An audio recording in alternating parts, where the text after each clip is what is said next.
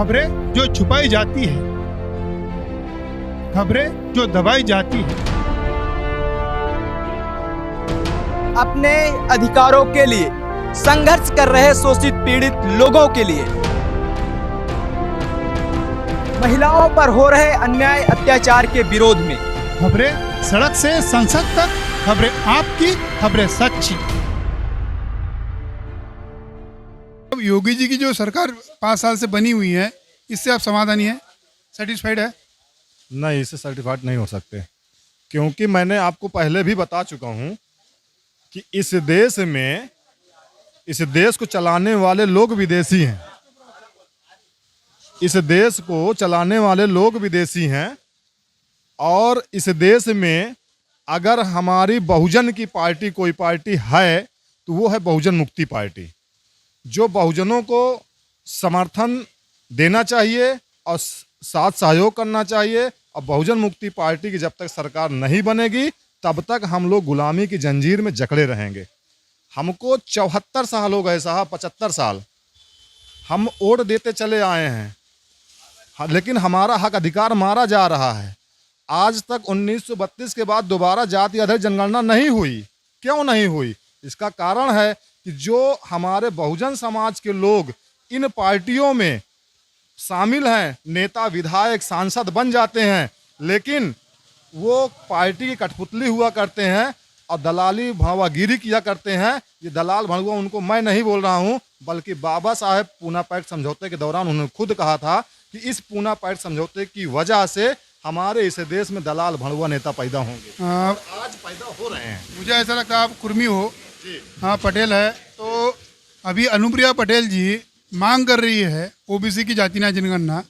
उसके पहले आपने 1 महीना पहले एक मोदी जी का एक जजमेंट भी देखा है, निर्णय देखा है कि जैसे ओबीसी के लिए 70% आरक्षण बहाली हुई नीट में, तो ऐसा कहा जाता है कि अनुप्रिया पटेल जी ने मेमोरेंडम दिया तो मोदी जी ने मान लिया, अन्य ओबीसी के मंत्रियों ने मान लिया। जैसे महाराष्ट्र में नारायण राणे हैं, उधर कुर्मी जाति के बिहार के आरपी सिंह है, उनको भी मंत्री बनाया। इन्होंने सभी ने निवेदन दिया, तभी मोदी जी ने मान लिया और ओबीसीओ को 70% आरक्षण दिया।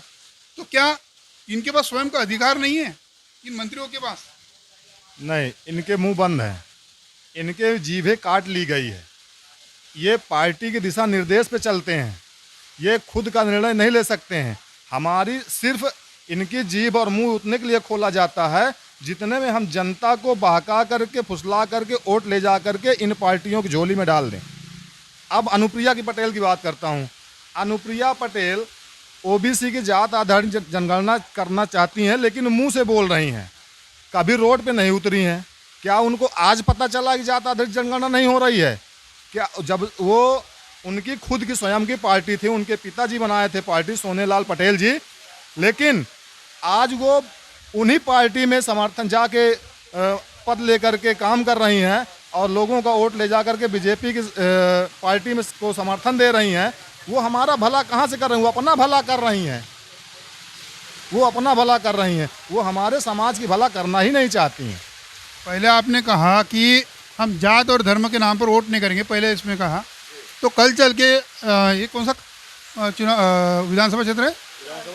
चायल विधानसभा में समझो कल चल के कुर्मी कैंडिडेट खड़ा किया और वो बीजेपी का है या अपना दल का है, तो आप उनको वोट करेंगे? नहीं, बिल्कुल नहीं करेंगे।